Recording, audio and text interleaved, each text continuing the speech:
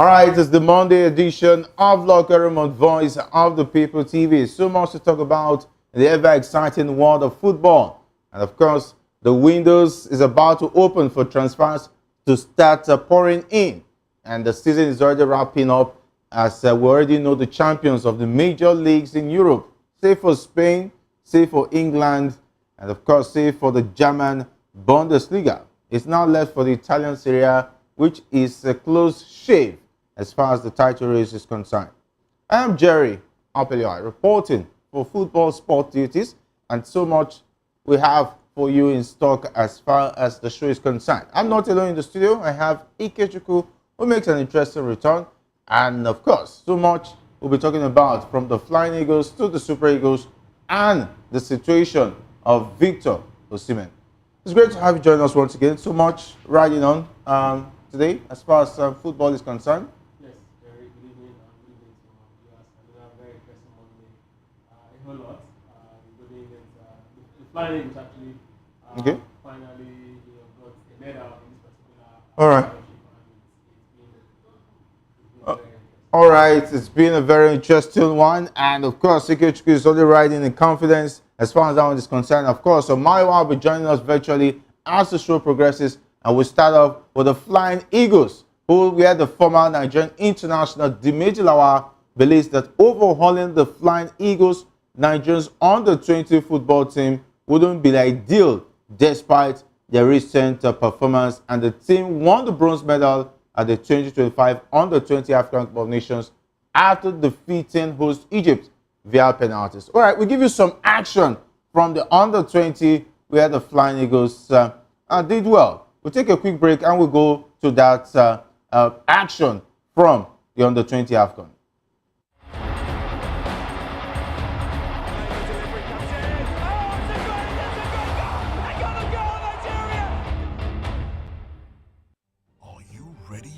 Extraordinary.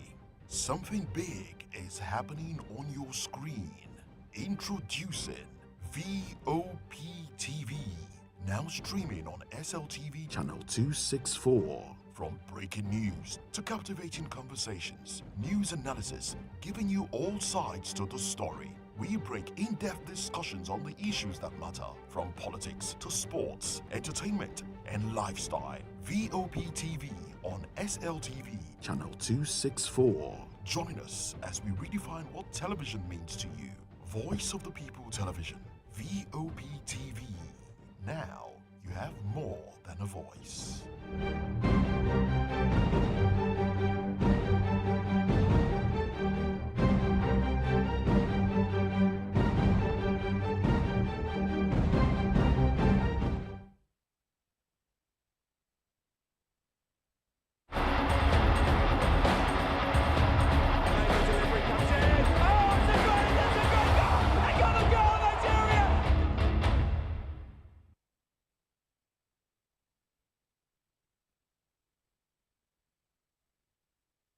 All right, and of course, it's all about the Flying Eagles of Nigeria. A lot of Nigerians were disappointed when they lose in the semi-finals. Who are now the eventual champions, South Africa, talking about the Amajitas. And some will say maybe because the team is good enough, talking about the South Africans, that is why they were able to beat the Flying Eagles as they went on to the final and won by 1-0. And the player who actually scored the goal against the Flying Eagles won the player of the tournament. And of course, the bronze medalists would want to actually bring in them back. Then perhaps we'll start looking back to days. Okay, this one actually played the Under-20 championship in XYZ years. But of course, anything outside that, trust me, many of these guys will go into oblivion. A good attacking midfielder. We have a lot of young players abroad. Don't just dislodge this whole team and destroy the chemistry. Though youth experience, they would have learned from what happened in the semi-finals, and I hope that when the agent only has a particular player they want, they can say £20 million for you if you actually can land this deal. They do these things. But come on, you cannot be earning this big. That's exactly what I see. Because trust me, We've linked to Juventus and end so well. There's no way they're definitely not going to be pricing you well. Look at if Osimhen was to be a Brazilian, nobody's going to be pricing him, this low with numbers exactly raking in, because they know that he can actually go back to the Brazilian league and still live very comfortable, right? But of course, Osimhen here, there's no club side. I mean, Osimhen was even gifting Remo Stars 10 million naira, for winning the league. It tells you how bad the situation is here, right? So these are the conversations we should look out and start asking ourselves. We should actually build our home so that this sort of embarrassment will not be a norm in amongst our players, our top players in Europe. All right, definitely. I for one also believe that Osimhen made some mistakes. Renewing his deal at Napoli was, of course, not a brilliant move. He should have wound down this contract, and he should have asked questions about how we saw the situation of Hamsik, Khalidou Koulibaly. We saw the situation of Higuain when he wanted to leave for Real Madrid. We saw how Maradona himself faced it. Maradona also faced even mafia threats. So it's really, really difficult when you go on to play for a club side like Napoli. When the vision is loud, leave. Don't renew your contract. Look for a big season, do very well, and leave.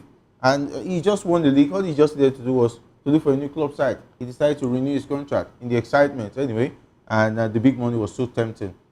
Forgetting that you could also have bigger opportunities elsewhere, and it has to do with his managers. And is it that Victor Osimhen, even if he has a good manager or agent, would he listen to them? So that's also another thing. He might feel you want to, because of your 10%, you're trying to make me, on this kind of thing. And of course, I know the history of how he dealt with his former agent when he made the move to Napoli. And maybe, I don't know, would I say our karma is catching up with him? Anyway, but definitely they say time will tell. Anyway, let's talk about former Nigerian coach Genotro has praised Moses Simon's impressive performance with Nantes and the French Ligue 1. And Simon recently reached a milestone of 200 appearances for the club, scoring 79 goals in the process. Raw believes Osimhen's consistency and longevity with Nantes make him the best Nigerian player in Ligue 1 history. And what happens to the likes of Vincent Nyama, who played with Lille, and of course he was a great talent? What happens to the likes of John Utaka, who took the French league by storm? And of course, we saw a lot of other players who were Prince of Monaco. Yeah, Prince of Monaco. What will now happen to Victor Ekpeba? I think Gelotro will need to apologize. I don't know that. But anyway, he loves Moses Simon. He's always been singing his praises when he was the coach of the Super Eagles, even when he left. And of course, he has been one of those who have been encouraging Victor Osimhen Moses Simon not to leave the French league. I don't know his plans because a lot of clubs have been coming for him. But it seems like Genotro has an influence on Moses Simon and the reason why he's so comfortable in France. True. I mean, Jerry, it's funny. His love for maybe he's looking at just the numbers, what he actually, how many games he has played, how consistent, how many years he stayed. But we know that a player of a certain player called Victor Ekpeba was there between 1993 to 99. That's 6 years it took. The city of France by storm. I mean, they won. He won the African Football of the Year that time. He actually was part of that team that went to Old Trafford to eliminate Manchester United in 97-98 UEFA Champions League. Himself and the likes of Thierry Henry, of course, Arsene Wenger was actually the manager. And we remember, when you look at Victor Ekpeba, you remember that. Trust me, in terms of quality, what they bring, he's a better player, and he's shown it over the years. Moses Simon was actually good, but I don't know. Sometimes I look at these managers, I struggle to understand why they actually say these things that they say. Maybe because he perhaps never had the opportunity to actually coach, Victor Ekpeba or other players. I mean, Vincent Nyama had his record in France, clean sheets that he broke records there. So if you look at all of these things and say, you ask yourself, why he actually singled out Moses Simon. And not forget, as at the time Victor Ekpeba was actually running the show in France, AS Monaco also won the league at that point, right? So I don't know what Moses Simon has actually done in France that made him feel that he's actually the Nigeria's best player. I think it's actually an insult to the number of talents we've actually gifted the French league. A number of our players have actually gone there to actually show that we've really got quality players. Moses Simon, I mean, this sort of conversation brings, the person in focus, actually make them feel like they're actually not, a good player. This is actually not about saying Victor Moses Simon is not a good player, but it's actually on Genotro. This is actually, fallacious. If it were to be a religious conversation, you say this is heresy. this is an heretic statement. He's making blasphemy and all of that. But then, of course, it's part of it. And people will always have their preference. We have people who believe certain players are actually the best player in their club history, while other persons believe, based on, of course, quality, that they are seeing recently, this one's actually the best. So for Genotro, let it just be Genotro's best Nigerian player in French League, not Nigeria's best player in history of League One. That's an insult to players that we've seen before Moses Simon. All right, Simon has been instrumental in Nantes' success, providing 10 assists and 8 goals in the recently concluded season. Despite the expectation of him leaving the club, Simon's performance has cemented his place as one of the best players in Nantes' history.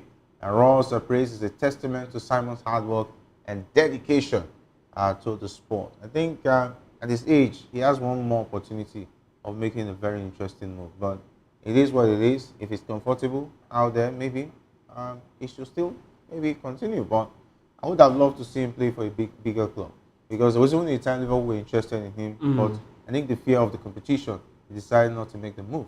I imagine he had played for Liverpool, it would have made a good outing for him at least. Maybe if we were at a league title. For me, I think I would even prefer him to Luis Diaz. I'm not even a fan of Luis Diaz.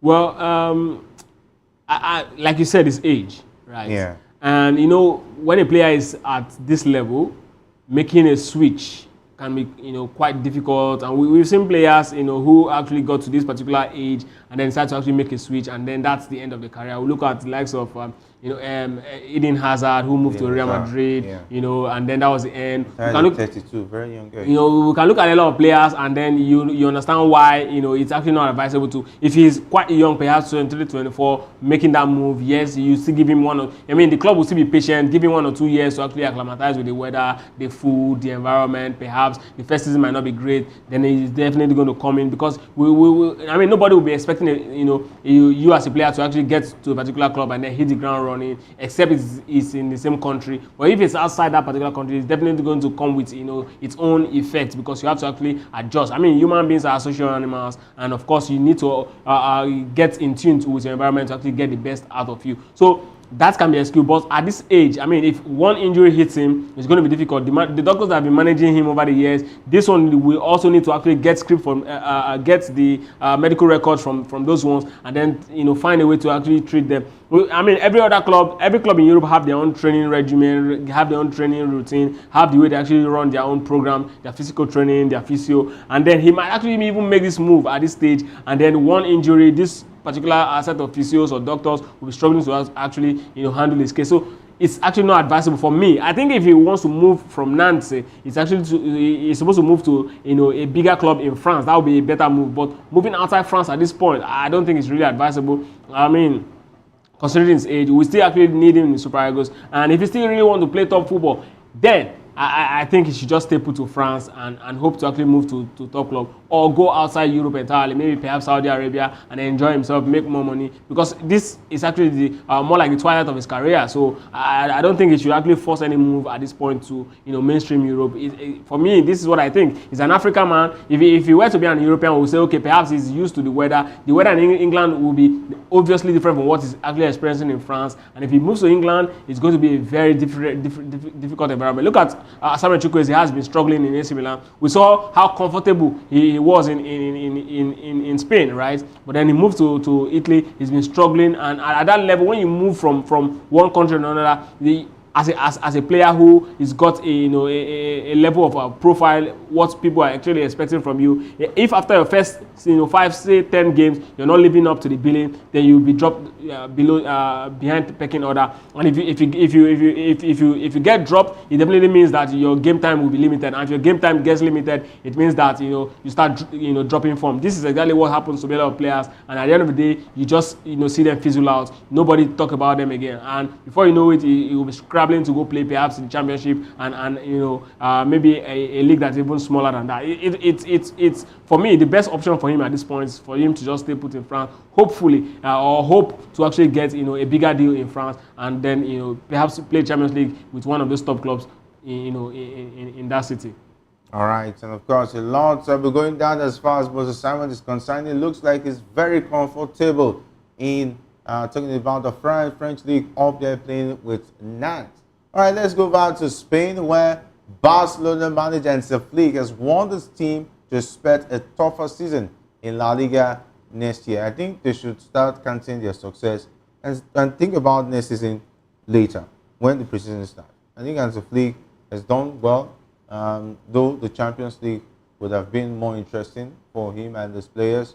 And talking about the likes of Lamine Yamal, Rafinha gave the best shot, but it was not good enough as Inter Milan stopped them. But so far so good, beating Real Madrid on all fronts, and of course sending, talking about Don Carlo out of Spain. And that was the major achievement Hansi Flick was able to get this season, beating Real Madrid, not beating Real Madrid and not winning anything out of it. Beat Real Madrid and win the league title out of it, and even the Copa del Rey, not the other ones in England. Yes, and of course, also beating Real Madrid to win the Super Cup. I mean, you cannot. This is what you cannot overemphasize. This is a huge win for them.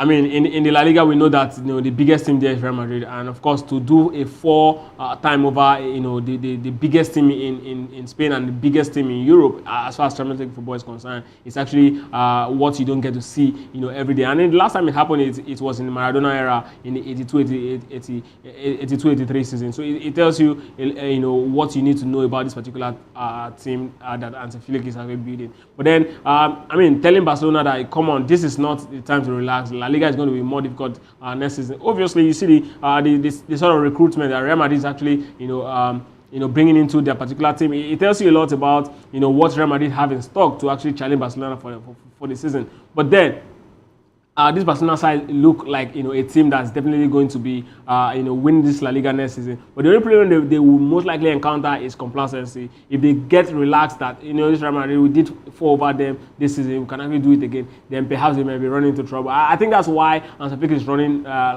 the alarm bell. They did very well this season. I mean, domestic treble, the La Liga, Copa del Rey, and of course the Super Cup. So the Champions League would have just made it a perfect season for them, but unfortunately they didn't get to actually land that one.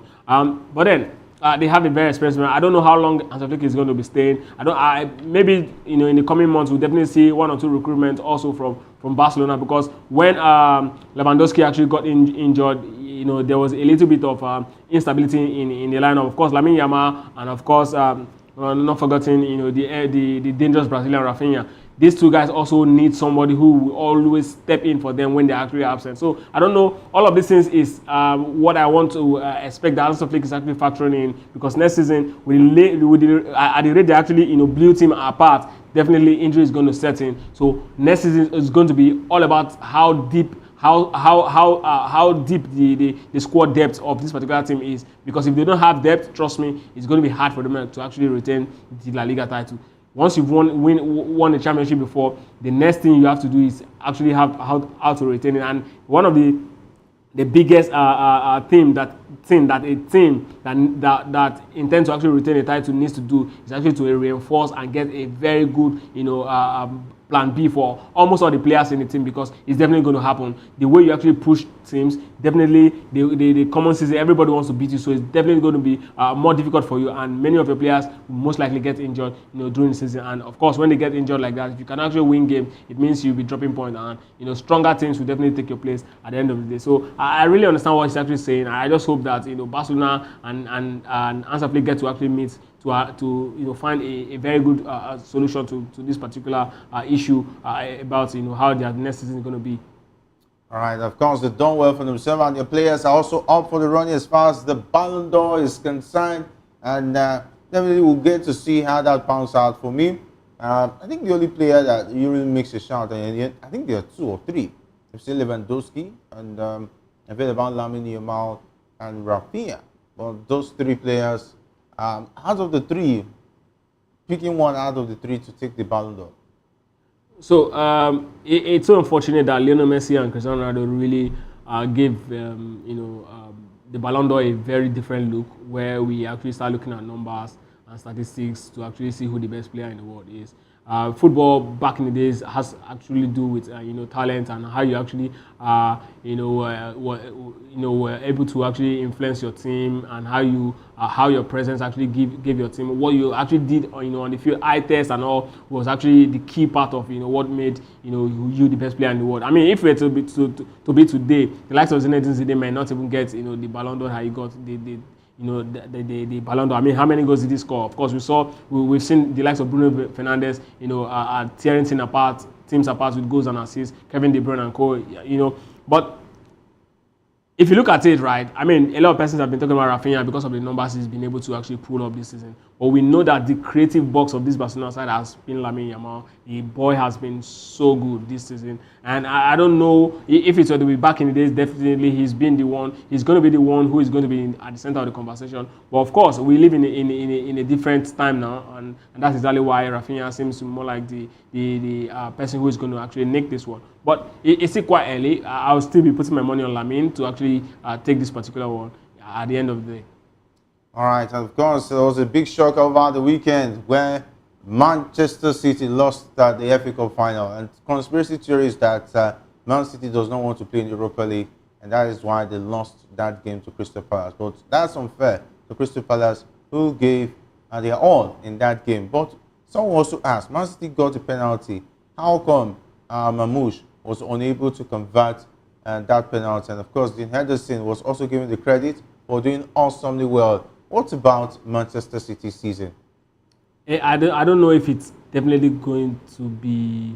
Okay, it can be better, right? It can be better. The only thing they need to do is just to secure the top 4 spot and then go to the Champions League. If they won Europa League, I still believe Crystal Palace would have taken a slot as the finalists in that particular tie, going to the Europa League. But the big question right here is that Manchester City, it's been a very awful season. I mean, the likes of Mamouche and the other players that came into Kusenov that joined the team when the injury was so bad were actually the reason why Man City has been able to actually pull up some good points to be at this phase of the season where it looked very prime for them to actually make the top 4. I mean, they got the penalty. I was expecting Haaland to actually take it, but then Mamouche, that's one thing about Pep Guardiola. He likes to really experiment everything. And I think it shows the law of conspiracy as far as that title is concerned. I don't know. Because their chance of making the top 4 is looking slim. Yeah. No, they'll definitely make the top 4. They will. That's if the two teams are both them. Talking about Nottingham Forest. No, Newcastle. No, Nottingham Forest at this point is I think this number 7th team. I mean number 8th team. Man City is number 7, right? No, Man City is number 6. Nottingham Forest is number 7, right? So they are on the same point. 6 points. They are on the same point. So and it's just 5 teams that will make it through. And Man City has played have 2 games left. The rest have played 37 games. So if Man City get to win this particular game against Bournemouth, they will be 3rd on the log. So and at that point, right? I mean, Man City just has 1 game in hand. Man City had 2. Okay, 2 games. Yes. So yes. So if they win that game against Bournemouth, they definitely will be. Of course, Bournemouth is not going to be easy. But of course, what is Bournemouth playing for? These are the things, right? Bournemouth doesn't care. I know, but sometimes when you go into this game, that's why I was talking about the FA Cup final. I knew that it's going to be more difficult for Man City because Crystal Palace needs this particular game more. And Man City at this point, the only thing they need is just a trophy. Not like the trophy is going to change anything about them going to Europe or not going to Europe. What I was talking about Manchester City and Pep Guardiola is when Pep Guardiola gets to the final, he likes to really experiment. The only final since he joined Man City, big final that he has failed to, he didn't experiment, was generally final they won. I mean, you remember the final against Chelsea, he didn't play any defensive midfielder, he cost them. And I mean, this again, Alan is your best penalty taker. If they won't finish 6, they're still going to play Europa League for Man City.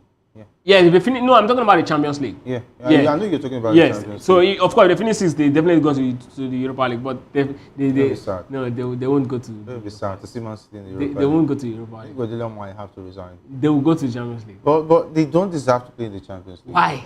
Yeah, they had a woeful season. They have a woeful season and they're about finishing 3rd. Is that what you call woeful? The Man City standard, it's really, really a bad. Yes, season. it's a bad season. Yeah. Agreed. Yeah, but they don't deserve playing Champions League next season. Why?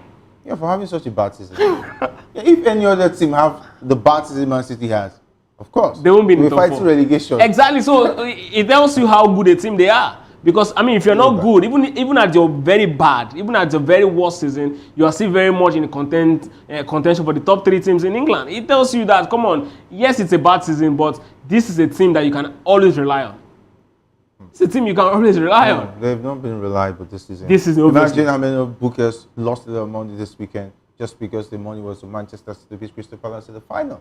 At least the only title they would have won. And I even had a friend who said it's even good riddance because they had a poor season. They shouldn't win one title. And they will now say, okay, at least this season we won a title. At least for the poor season they had, they don't deserve getting. I agree. I agree with that assertion. That of course they don't deserve to actually win any trophy. And you know, I was looking at one of Man City's chief. You know, was talking about you know, the idea was to actually you know, rebrand, you know, change the team last season. But of course, they decided to actually allow, you know, let's see what will happen this season. Then maybe after this season, we'll start, you know, rebuilding the team. But of course, it really cost them. A lot of players are actually, you know, in their twilight. The likes of Kevin De Bruyne, they don't have the legs anymore. In fact, if you saw that game on Saturday, you know that, you know, there's a very good reason why Kevin has to leave. There was a point Kevin was actually driving through the middle, and I don't know what, you know, came on him. I don't know what he was thinking. He just gave the ball to the opponent. I was just laughing, like, what's wrong with Kelvin? I mean, a lot of these players actually have, you know, what we call the Super Eagles back in the days, you know, at the time where, you know, we look at them and we don't get the best result, we call them tired legs. Man City have a lot of them in their team, and at this point, I think it's the very best time to actually, you know, look at that team and more like use that particular word the Flying Eagles coach used, overhaul. You know, change the team, change the outlook of the team, and then breathe a new, you know, air into the Manchester City team. And congratulations to Barry Chase. The young man is doing well for himself.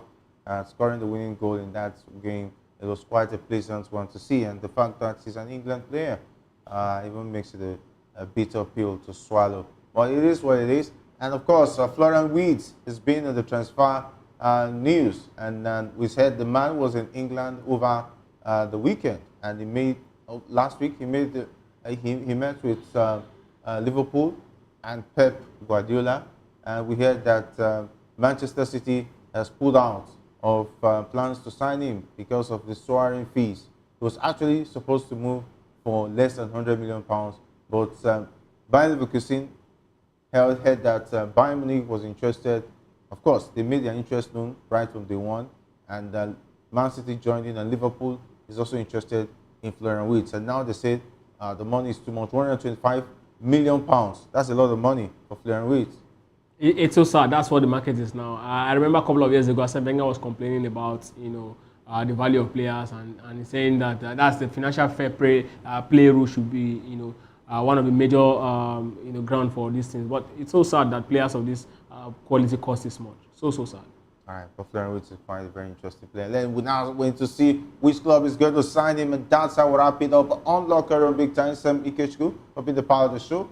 And of course, a big thanks to the guys behind the scene, not leaving out Shegun, as well as Sam, and of course, Paul and Ikechukwu. My name is Jerry Apelai, and up next is Political Lens with Chukwuma Okoro. Stay safe, and if nothing at all, do it the sport way.